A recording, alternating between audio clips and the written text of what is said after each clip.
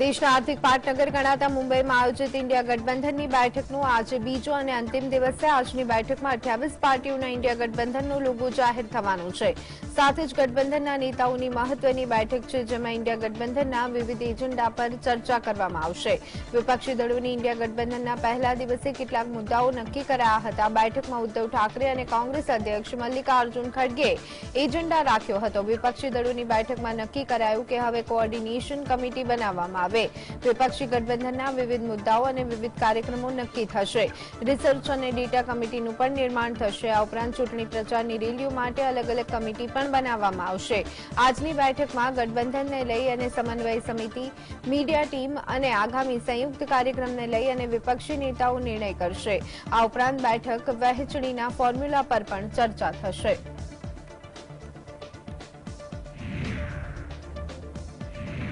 મહારાષ્ટ્રના નાયબ મુખ્યપ્રધાન દેવેન્દ્ર ફડણવીસે વિરોધ પક્ષના ઇન્ડિયા ગઠબંધનના એજન્ડા વિનાનું ગણાવ્યું અને કહ્યું કે તેનો એકમાત્ર ઉદ્દેશ્ય વડાપ્રધાન નરેન્દ્ર મોદીને પદ પરથી હટાવવાનું છે। તે જ સમયે ભાજપના મહારાષ્ટ્ર એકમના વડા ચંદ્રશેખર બાવનકુલેએ ઇન્ડિયા જોડાણને પ્રાણીઓનું ટોળું ગણાવ્યું હતું। વધુમાં ફડણવીસે કહ્યું કે મોદી એકવાર લોકોના મનમાં જગ્યા બનાવી લે પછી ભલે 36 નહીં પરંતુ 100 પાર્ટીઓ એક સાથે આવે તો પણ તેમને હટાવી શકાય નહીં। તેઓ તેમની સખત મહેનત, ગરીબ તરફી નીતિઓ અને તેમના કામ પ્રત્યેના સમર્પણને કારણે લોકોના હૃદયમાં વસી ગયા છે। ફડણવીસે દાવો કર્યો હતો કે ભારત ગઠબંધનના સભ્યો તેમના રાજકીય હિતોને બચાવવા માટે ભેગા થયા છે।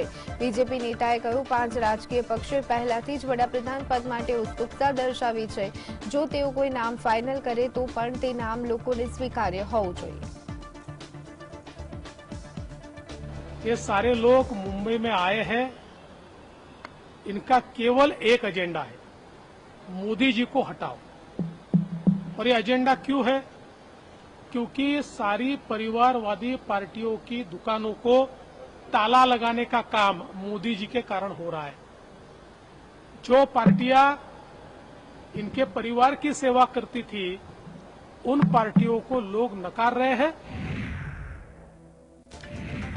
કોંગ્રેસના નેતા સંદીપ દીક્ષિતે જણાવ્યું કે જો વિપક્ષી ઇન્ડિયા ગઠબંધનની બેઠકમાં કંઈ થવાનું નથી તો ભાજપ આટલી ચિંતિત કેમ છે? ભાજપના નેતા વિપક્ષી ગઠબંધન વિશે વારંવાર નિવેદન કેમ આપી રહ્યા છે? ભાજપ વિપક્ષી દળોની બેઠકથી ડરી કેમ રહી છે? જ્યારે કોઈ વ્યક્તિ કોઈ વસ્તુથી ડરે છે ત્યારે પોતાના લોકોને આગળ કરે છે। વિપક્ષી ઇન્ડિયા ગઠબંધનની બેઠકમાં કુલ 28 રાજકીય પક્ષોના પ્રતિનિધિઓએ હાજરી આપી હતી। अगर कुछ होने वाला नहीं है तो इतने बयान क्यों दे रहे हो भाई? मुझे तो ये नहीं समझ में आता। अगर इस अलायंस का कोई मतलब नहीं है, केवल एक चाय पार्टी है, तो चाय पार्टियां तो बहुत होती हैं। हर चाय पार्टी पर बीजेपी थोड़ी सी टूट पड़ती है। रोज सवेरे से शाम तक इंडिया अलायंस के खिलाफ बयान दे रहा है। बंबई की मीटिंग ना हुई मतलब क्या तूफान हो गया कि हर आदमी को उस पर? अगर बंबई की मीटिंग का कोई मतलब नहीं है, इस अलायंस से कुछ हो नहीं रहा है, तो आप अपना काम करो, काहे परेशान हो रहे हो? अब सीधी बात है ना कि परेशानी क्या, डर लग गया है। जब घबराता है आदमी किसी चीज से तो फिर पूरी की पूरी फौज उसमें लगा देता है। કેન્દ્ર સરકારે ફરી એકવાર મોટો નિર્ણય કરતા એક દેશ એક ચૂંટણી માટે સમિતિની રચના કરી દેવામાં આવી છે। આ સમિતિનું નેતૃત્વ પૂર્વ રાષ્ટ્રપતિ રામનાથ કોવિંદને સોંપવામાં આવ્યું છે। આ સમિતિ તમામ કાનૂની પાસાઓ પર ધ્યાન કેન્દ્રિત કરશે, લોકોનો અભિપ્રાય મેળવશે। આ સમિતિમાં કયા કયા સભ્યોને સામેલ કરાશે તે અંગે ટૂંક સમયમાં નોટિફિકેશન જારી કરવામાં આવી શકે છે। કેન્દ્ર સરકારે 18 થી 22 સપ્ટેમ્બર સુધી સંસદનું વિશેષ સત્ર બોલાવ્યું છે। એવી ચર્ચા છે કે સરકાર સંસદમાં વન નેશન વન ઇલેક્શન માટે બિલ લાવી શકે છે। વન નેશન વન ઇલેક્શનનો સીધો અર્થ એ છે કે દેશમાં યોજાનારી તમામ ચૂંટણી એક સાથે યોજવામાં આવે।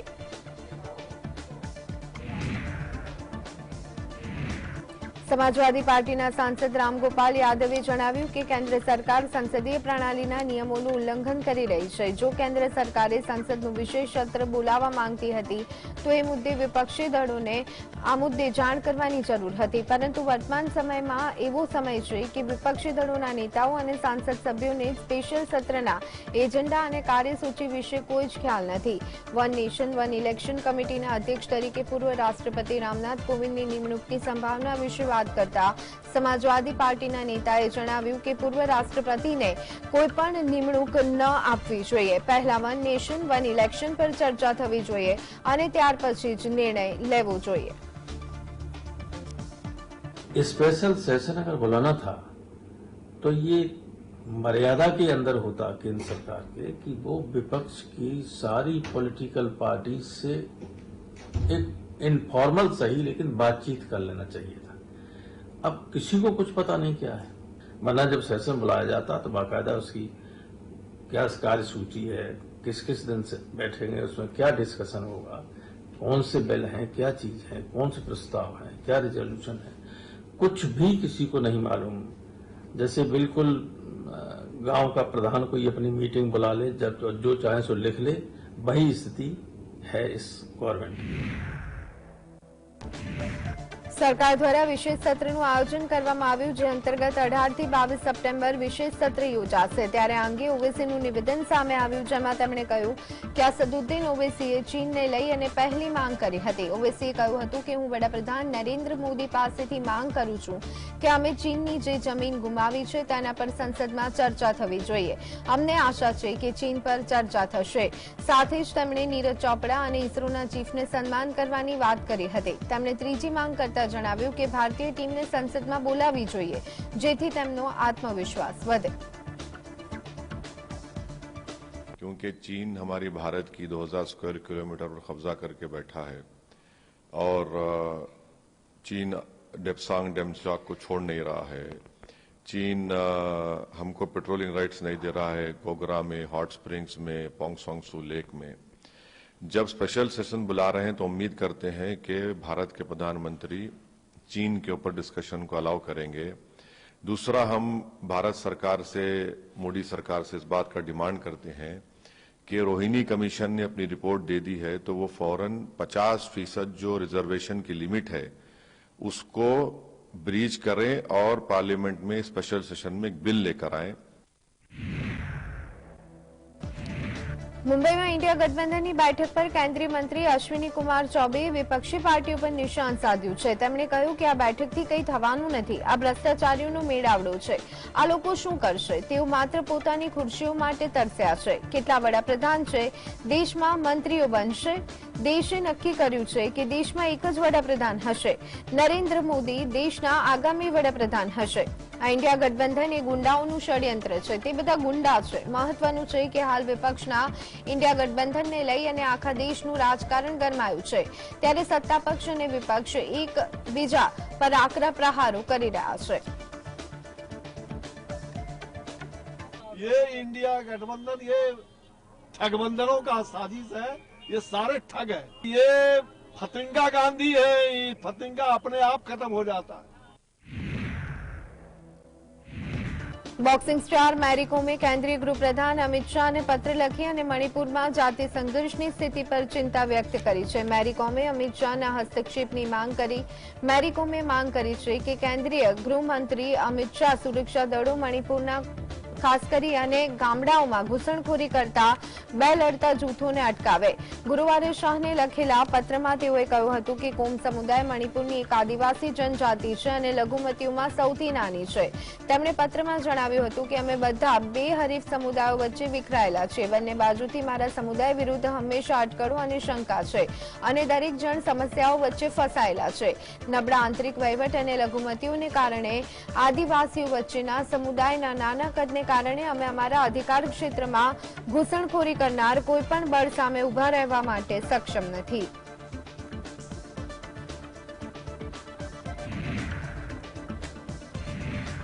ભારતમાં યોજાનારી G20 બેઠકને લઈ અને જિનપિંગ આ બેઠકમાં ભાગ લેશે કે નહીં તેની કોઈ જ સત્તાવાર જાહેરાત કરવામાં નથી આવી। G20 બેઠકમાં શ્રી જિનપિંગની ભાગીદારી અંગે ચીન અને ભારતના વિદેશ મંત્રાલય દ્વારા કોઈ નિવેદન બહાર પાડવામાં નથી આવ્યું। ચીનના રાષ્ટ્રપતિ શ્રી જિનપિંગ ભારતમાં 9-10 સપ્ટેમ્બરે યોજાનારી G20 બેઠકને છોડી શકે છે। સૂત્રોને ટાંકીને દાવો કર્યો છે કે ચીનના વિદેશ મંત્રાલયનું કહેવું છે કે આ અંગે અત્યારે કંઈ જ કહી શકાય નહીં। આ સિવાય બે ભારતીય અધિકારીઓ ચીનમાં એક રાજદ્વારી અધિકારી અને G20માં ભાગ લેનાર અન્ય દેશના એક સરકારી અધિકારીએ કહ્યું હતું કે શી જિનપિંગના સ્થાને ચીનના વડાપ્રધાન લી ક્વિયાંગ આ વખતે G20 બેઠકમાં આવી શકે છે. જોકે આ અંગે ચીન અને ભારતના વિદેશ મંત્રાલય દ્વારા કોઈ નિવેદન બહાર પાડવામાં આવ્યું નથી. નોંધનીય છે કે આ પહેલા ભારતમાં યોજાનારી G20 બેઠકને અમેરિકી રાષ્ટ્રપતિ જો બાઇડન અને શી જિનપિંગ વચ્ચે વાતચીતની મહત્વની તક તરીકે જોવામાં આવી રહી હતી. માનવામાં આવી રહ્યું હતું કે G20 બેઠક બાદ અમેરિકા અને ચીન વચ્ચે તણાવ ઓછો કરવાના પ્રયત્ન કરવામાં આવશે. તમને જણાવી દઈએ કે ચીનના રાષ્ટ્રપતિ શી જિનપિંગ ભારત ન આવવાનું કારણ હજુ પણ સ્પષ્ટ થયું નથી.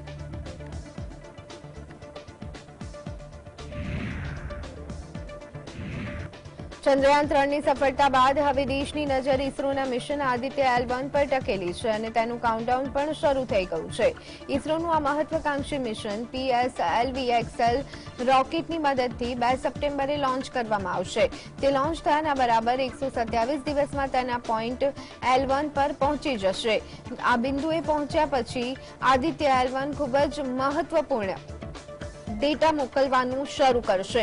ઇસરો દ્વારા નક્કી કરાયેલો L1 પોઈન્ટ એ સૂર્ય અને પૃથ્વી વચ્ચેના કુલ અંતરનો 1% છે, એટલે કે 15 લાખ કિલોમીટર દૂર છે, જ્યારે સૂર્યથી પૃથ્વીનું અંતર 15 કરોડ કિલોમીટર છે.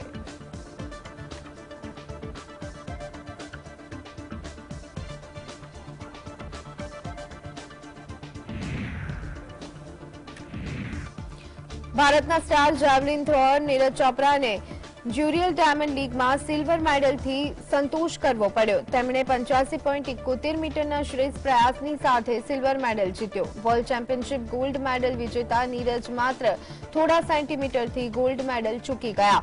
વર્લ્ડ ચેમ્પિયનશિપ બ્રોન્ઝ મેડલ વિજેતા એક રિપબ્લિકના જેકબ વાડલેજ 85.86 મીટરના શ્રેષ્ઠ પ્રયાસની સાથે પ્રથમ સ્થાને રહ્યા હતા.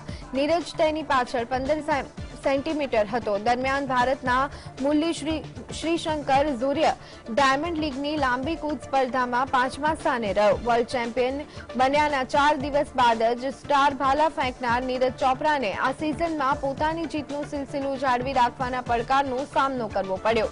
આ સિઝનમાં નીરજને આ પહેલો સિલ્વર છે. આ પહેલા તેણે 3 સ્પર્ધાઓમાં માત્ર ગોલ્ડ જીત્યો હતો. નીરજ રવિવારે બુડાપેસ્ટમાં 88.17 મીટર ભાલો ફેંકી અને પ્રથમ વખત વર્લ્ડ ચેમ્પિયન બન્યો.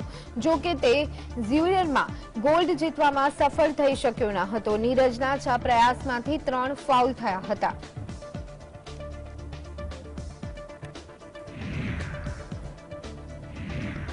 કૃષિ અને નાણાકીય ક્ષેત્રના સારા પ્રદર્શનને કારણે દેશનો આર્થિક વિકાસ દર ચાલુ નાણાકીય વર્ષ 2023-24ના એપ્રિલ-જૂનના પ્રથમ ત્રિમાસિક ગાળામાં 7.8% રહ્યો છે. આ સાથે ભારત ઉચ્ચ વિકાસ દર હાંસિલ કરતી અર્થવ્યવસ્થા બની શકે છે.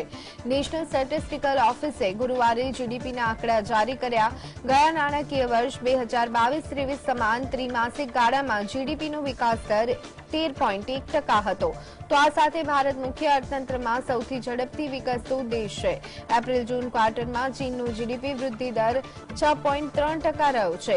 ગ્રાસ ડોમેસ્ટિક પ્રોડક્ટ્સે દેશમાં અમુક સમયગાળા દરમિયાન ઉત્પાદિત માલ અને સેવાઓના કુલ મૂલ્યનો ઉલ્લેખ કર્યો છે. એનએસઓ ડેટા અનુસાર કૃષિ ક્ષેત્રમાં ગ્રોસ વેલ્યુ એડેડ ચાલુ નાણાકીય વર્ષના જૂના ક્વાર્ટરમાં 3.5% હતો, જે એક વર્ષ અગાઉ 2022-23ના સમાન ક્વાર્ટરમાં 2.4% હતો.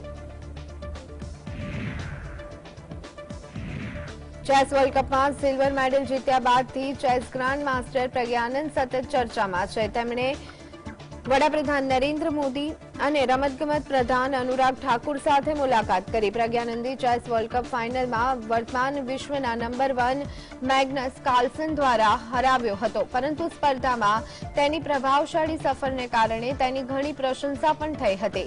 ભારતના વડાપ્રધાન નરેન્દ્ર મોદી ગુરુવારે પ્રજ્ઞાનંદ અને તેમના માતા પિતા બંનેને મળ્યા હતા. તો અનુરાગ ઠાકુર પણ પ્રજ્ઞાનંદ અને તેના માતા પિતાએ મુલાકાત કરી હતી.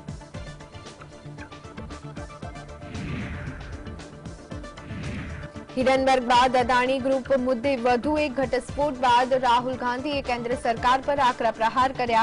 વિદેશી અખબારોના અહેવાલોનો ઉલ્લેખ કરતા તેમણે કહ્યું કે બે મોટા આંતરરાષ્ટ્રીય અખબારોએ ગંભીર પ્રશ્ન ઉભા કર્યા છે. આ અખબારો ભારતની છબી અને રોકાણને અસર કરે છે. રાહુલે કહ્યું કે પીએમ મોદીના નજીકના સહયોગીએ શેર માટે અબજ ડોલરનો ઉપયોગ કર્યો. સવાલ એ થાય કે આ પૈસા કોના છે, અદાણીના કે પછી બીજાના? અંગે તપાસ થવી જરૂરી છે. पैसा यूज किया जा रहा है, ये किसका है? ये अदानी जी का है या ये किसी और का है? और अगर किसी और का है तो वो किसका है? ये सबसे पहला सवाल है. मास्टरमाइंड विनोद अदानी जी हैं, जो उनके भाई हैं, गौतम अदानी जी के भाई हैं, मगर उनके साथ उनके दो बिजनेस पार्टनर और हैं. एक का नाम नासिर अली शबान अली और दूसरा चैंग चुंग लिंग. चैंग चुंग लिंग चाइना का है. तो दूसरा सवाल यह उठता है कि जब अदानी जी हिंदुस्तान का इंफ्रास्ट्रक्चर खरीदे जा रहे हैं तो ये जो चाइनीज नेशनल है ये इसमें कैसे इन्वॉल्व है? હિડનબર્ગ બાદ હવે organize crime and corruption reporting project OCCRP નામની એક ગ્લોબલ સંસ્થાએ ગૌતમ અદાણીના ગ્રુપ પર ગોટાળા કરવાનો મોટો આરોપ મૂક્યો છે. OCCRPના રિપોર્ટ અનુસાર પ્રમોટર પરિવારના બિઝનેસ પાર્ટનર્સે મોરિશિયસ સ્થિત બેનામી રોકાણ ફંડોના માધ્યમથી અદાણી ગ્રુપના શેરોમાં કરોડો ડોલરનું રોકાણ કર્યું. OCCRPએ તેના રિપોર્ટમાં કહ્યું કે તેની તપાસમાં ઓછામાં ઓછા 2 કેસ પકડાયા હતા, જ્યાં અનામી રોકાણકારોએ ઓફશોર સ્ટ્રક્ચરના માધ્યમથી અદાણી ગ્રુપના સ્ટોકને ખરીદ્યા અને વેચ્યા હતા. ઉલ્લેખનીય છે કે OCCRPએ અબજપતિ જ્યોર્જ સોરોસ અને ખાસ રોકફેલર બ્રધર્સ ફંડ જેવી સંસ્થાઓ દ્વારા ફંડિંગ મળે છે. જ્યોર્જ સોરોસ એ જ અબજપતિ છે જે સમયાંતરે કેન્દ્રની મોદી સરકારની ટીકા કરતા રહે છે.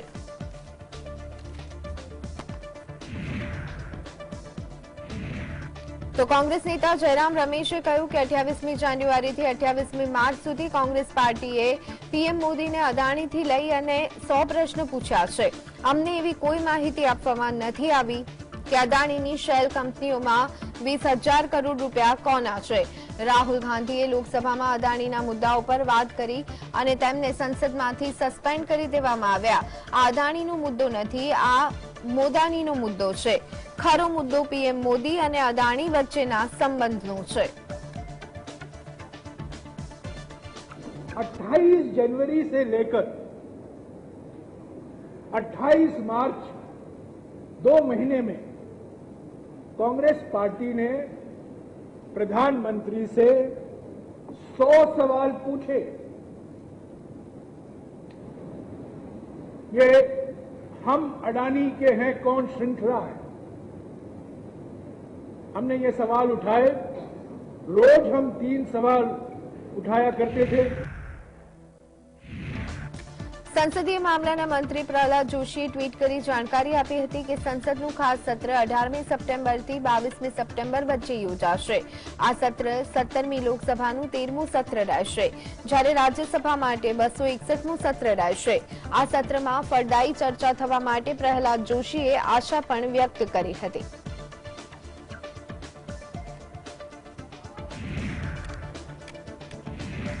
સંસદનું 5 દિવસીય વિશેષ સત્રની જાહેરાત કરાઈ છે, ત્યારે આ મામલે કોંગ્રેસે સરકાર પર આક્ષેપ કરતા કહ્યું હતું કે પહેલા લોકસભાના અધ્યક્ષ અને રાજ્યસભાના સભાપતિના માધ્યમથી સભ્યોને સૂચના મળતી હતી. જોકે હવે પ્રહલાદ જોશીએ માત્ર એક ટ્વીટ કરી અને આ માહિતી આપી છે.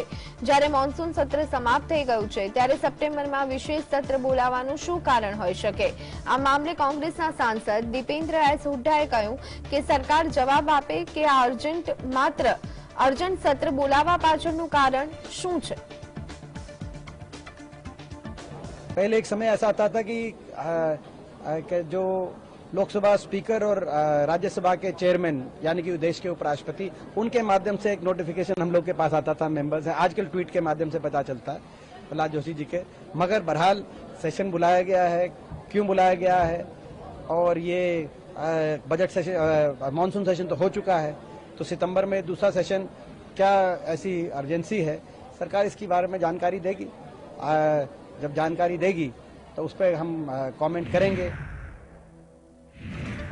દિલ્હી કોંગ્રેસ અધ્યક્ષ બદલવાના સમાચાર પર ગત દિવસોમાં જે રીતે અટકળો ચાલી રહી હતી તે આજે સાચી સાબિત થઈ। કોંગ્રેસે પ્રદેશ અધ્યક્ષ બદલવાની જાહેરાત કરી દીધી। અરવિંદ સિંહ લવલી દિલ્હી કોંગ્રેસના અધ્યક્ષ બન્યા। કોંગ્રેસ પાર્ટીએ હવે અનિલ ચૌધરીની જગ્યાએ અરવિંદર સિંહ લવલીને આ જવાબદારી સોંપી છે। આ અંગે કોંગ્રેસે સોશિયલ મીડિયા સાઇટ એક્સ પર પણ માહિતી આપી હતી। કોંગ્રેસે એક પોસ્ટમાં લખ્યું કે કોંગ્રેસ અધ્યક્ષે અરવિંદ સિંહ લવલીને તાત્કાલિક અસરથી દિલ્હી પ્રદેશ કોંગ્રેસ સમિતિના અધ્યક્ષ તરીકે નિયુક્ત કર્યા છે। કેસી વેણુગોપાલ દ્વારા હસ્તાક્ષર કરાયેલ પ્રેસ રિલીઝમાં જણાવવામાં આવ્યું છે કે કોંગ્રેસ અધ્યક્ષ મલ્લિકાર્જુન ખડગે અરવિંદર સિંહ લવલીને તાત્કાલિક અસરથી દિલ્હી પ્રદેશ કોંગ્રેસ સમિતિના અધ્યક્ષ તરીકે નિયુક્ત કર્યા છે। પાર્ટી આઉટગોઈંગ પ્રેસિડેન્ટ અનિલ ચૌધરીના પ્રયાસો અને યોગદાનની પ્રશંસા કરે છે।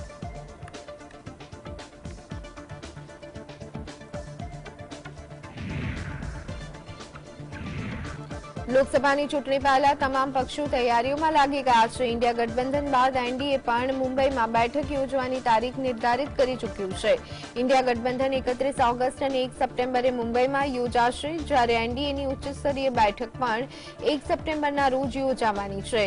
એનસીપી સાંસદ સુનિલ તટકરે કહ્યું હતું કે આ બેઠક દરમિયાન ગઠબંધનના તમામ પક્ષો એક સાથે આવશે, જેની રાજ્યમાં સરકારો છે। જ્યારે તેમને પૂછવામાં આવ્યું કે ઇન્ડિયા ગઠબંધન અને એનડીએની બેઠક સમય સમાન કેવી રીતે, તો આ અંગે તેઓએ જણાવ્યું કે રાજ્યના ચોમાસુ સત્ર પહેલા સંકલન સમિતિ દ્વારા અમારી બેઠક નિર્ધારિત કરવામાં આવી હતી। ઇન્ડિયા ગઠબંધનની બેઠકમાં ભાગ લેવા આવેલા લાલુ પ્રસાદ યાદવ અને તેજસ્વી યાદવે પણ 2024ની ચૂંટણીમાં જીતના આશીર્વાદ લેવા મુંબઈના સિદ્ધિવિનાયક મંદિર પહોંચ્યા। તેમણે સિદ્ધિવિનાયકને ફળોનો પ્રસાદ ધરાવ્યો। મંદિર તરફથી તેજસ્વી યાદવ અને લાલુ યાદવને ચૂંટણીની ભેટ પણ આપવામાં આવી। એવું કહેવાય છે કે દરેક કામની શરૂઆત કરતા પહેલા ગણપતિ દાદાની પૂજા કરવી જોઈએ। આથી લાલુ પ્રસાદ યાદવે સિદ્ધિવિનાયકની પૂજા કરી 2024ની લોકસભા ચૂંટણીના શ્રી ગણેશ કર્યા હોય તેમ લાગી રહ્યું છે।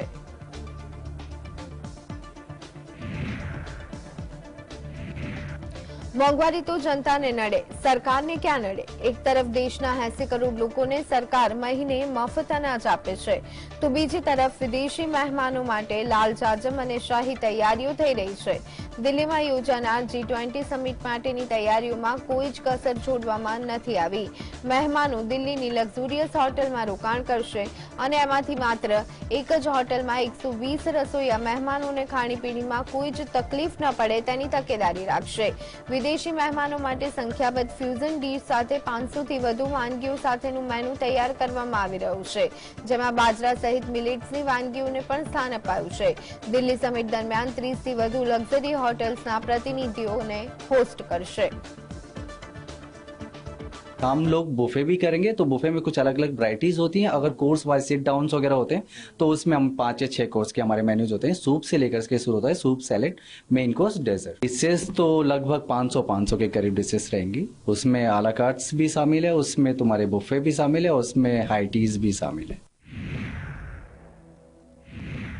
દિલ્હીમાં G20 સમિટની ઠાઠથી ચાલતી તૈયારીઓ વચ્ચે નવો વિવાદ ઉભો થયો। તામઝામ અને સુશોભન માટે લગાવાયેલા ખાસ કરી અને શિવલિંગ જેવી આકૃતિથી સંતો અને સ્થાનિકોમાં રોષ જોવા મળ્યો।